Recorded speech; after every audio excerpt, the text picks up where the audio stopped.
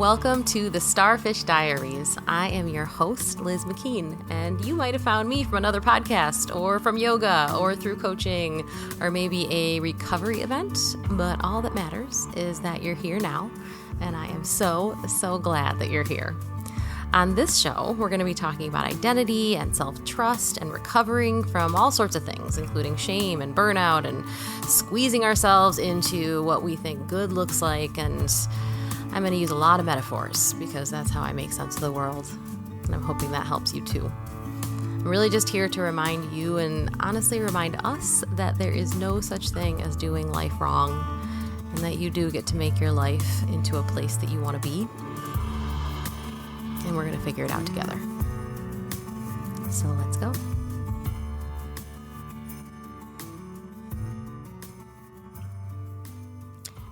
Hello. Welcome back.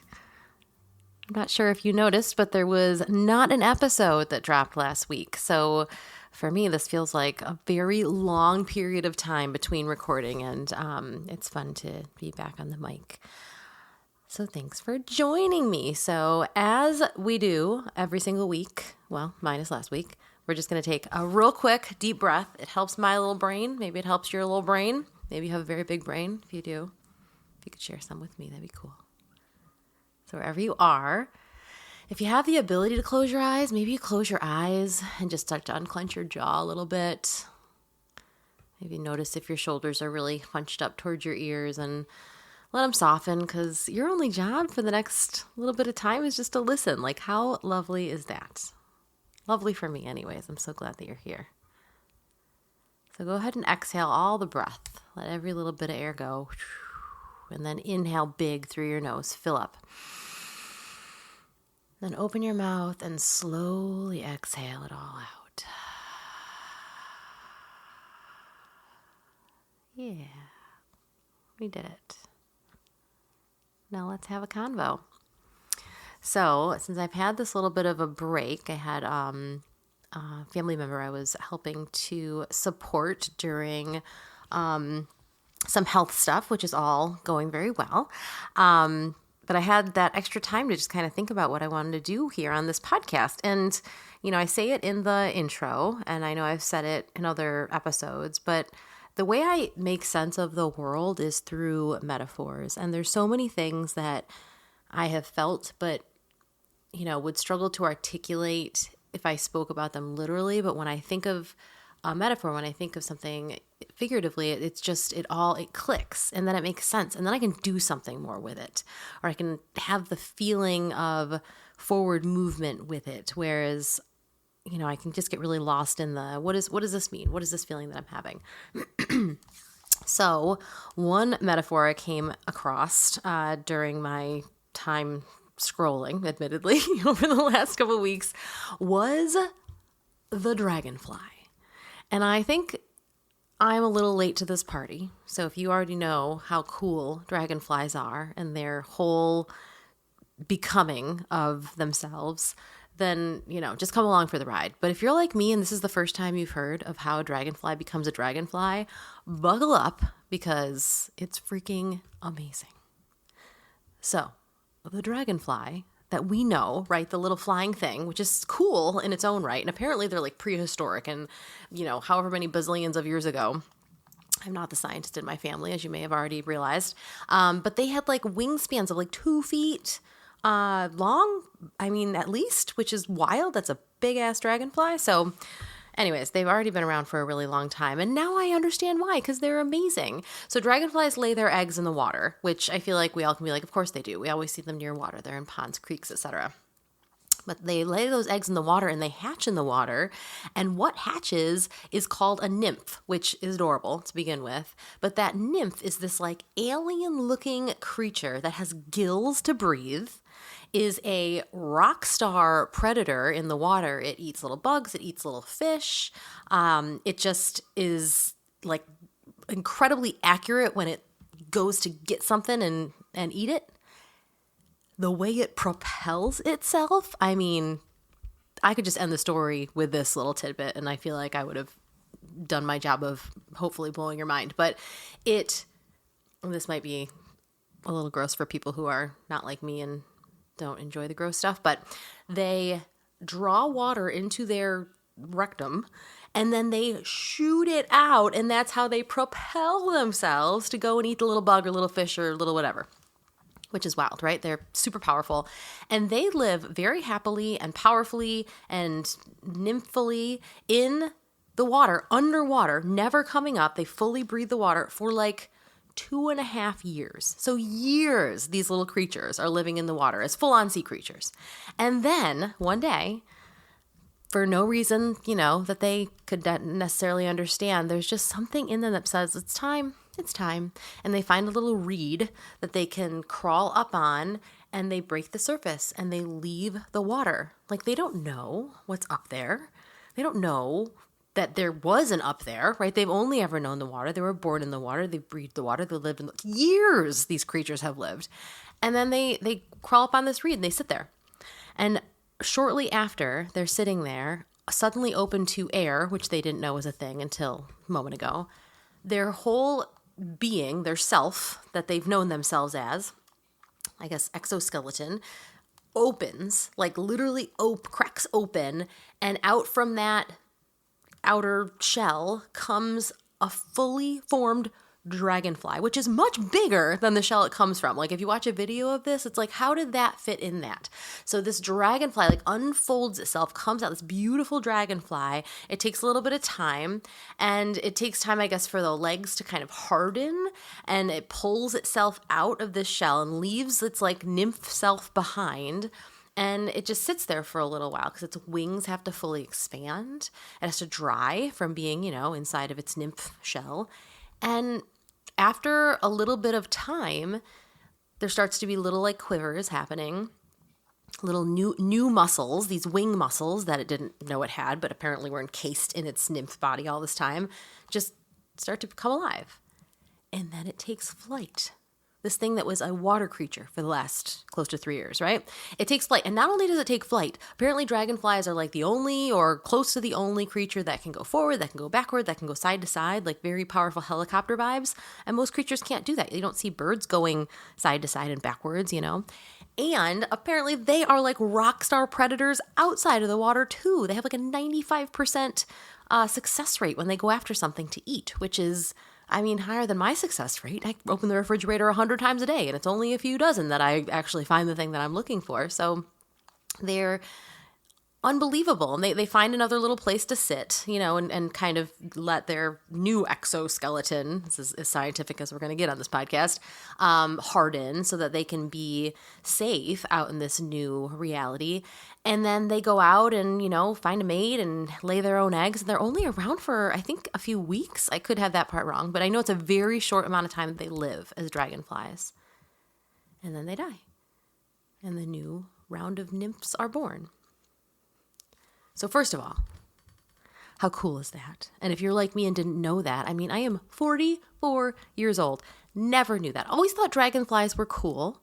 I remember there was a hypnotherapist that I knew not well. We weren't like friends, but someone I knew of and admired when I lived in Tampa. And he had a lot of dragonfly stuff, like the way I have starfish all over my office, he had dragonflies all over his. So I always thought there's some magic there. So I don't know whether it had anything to do with the nymph story, if there's other symbolism there, but I am now forever obsessed with the dragonfly because I could pull so many different metaphors and draw so much from that whole story. But the thing that I think blows my mind the most and makes me feel the most empowered, hopeful, is the idea that that nymph, right? This sea creature, this awesome sea creature, like crushed it at being a sea creature, crushed it at breathing water, crushed it at, getting its prey in water, swam around with the water shooting out of its rear. Like that is, that's gotta be hard to leave behind. No pun intended there. It just had this moment where it's like, I think there's more. And I think I'm going to check it out. And suddenly just like it realizes there is more. It realizes that there's a surface that it could break through that maybe it never occurred to him or her, or them to do. but that surface is breakthroughable, and it doesn't know what's going to come next. It certainly doesn't know that it's going to split open and have a creature come out like, alien movie style. But it just trusts that knowing, and then goes out there and just does it, and then freaking crushes it as a dragonfly too. And it's hard, right? I'm sure that doesn't feel awesome to have yourself open up and another version come out. I mean, if you watch the video, like if you're into this kind of thing, YouTube it, and it like unfolds itself. It's wild. It's gotta hurt, to be honest, but it does it, and it survives it, and then it is this glorious creature. And that doesn't take away from the gloriousness that it was underwater. But that never would have, the new never would have happened if it wasn't brave enough to like listen to what that inside little signal, that little message said. And, as someone who has gone through many a transformation in my life, transformations are my favorite, even though they're also the hardest. That just makes me feel so, I don't know, I guess validated is the best word that I can find. And I would love for you to think about how that feels for you, because I feel like we all are going to ingest this a little bit differently. Something can be really good, right? You can be swimming around in your water and doing a good job, but then just feel like it's not quite right. There's something else. This has been good for a long time, but I feel like there's something inside of me that needs to have its moment. And the thing I have to do to let that out is just such a leap of faith, right? To crawl up on this reed, I have to really trust that. I have to really just trust what I'm feeling inside of me. I really have to trust me rather than necessarily the signals around me. I'm sure the other nymphs aren't sitting there like, yeah, go break that water, They're just nymphing. So like, you're not always surrounded by others who are as eager to break out of whatever they're in. And that doesn't mean it's not right for you, right? And you have to really just choose you. And when you do, it might lead to a next step that's painful. But also, then you become the dragonfly.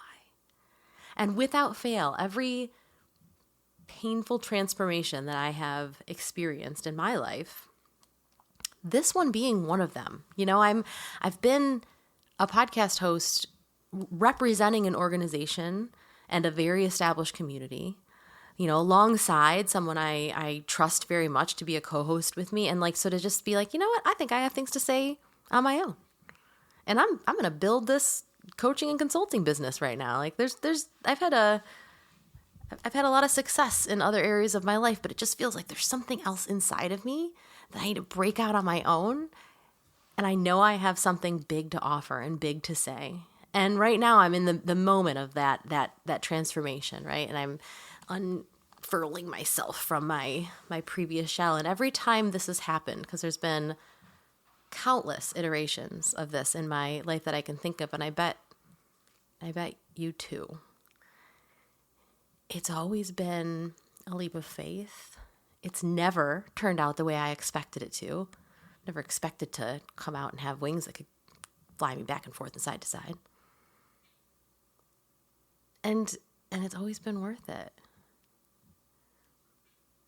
And there's always been something that gets left behind, a version of me, a shell of me. But like the me, the one that I listen to, is still here. So, if you're going through it, whether you're still swimming around just thinking, I think there's something in me and I just can't, is it worth it, or do I trust me or do I trust the other swimmers, Or maybe you are in the middle of the opening of the wings. Or maybe you were just out there flying around, going back and forth and side to side, and you freaking did it. Maybe you're like a year into being sober. Maybe you are a year into your own version of some kind of recovery, and it's like, this doesn't look like anybody else's, but it's mine, and it works for me, and I feel good, I feel safe, I feel powerful. Maybe it's a change in a career, like I'm talking about, or maybe a relationship. Maybe it's something nobody can see but you. It doesn't always have to be wings that we all can see. But you know when your wings are starting to quiver. You know when you're about to take flight. So whatever version of that you're in, because I would bet $1 bazillion you're in one of them. I hope that little dragonfly can give you the kind of hope and strength and just belief in what is in you that it does for me. Because I freaking believe in you. And I believe in me.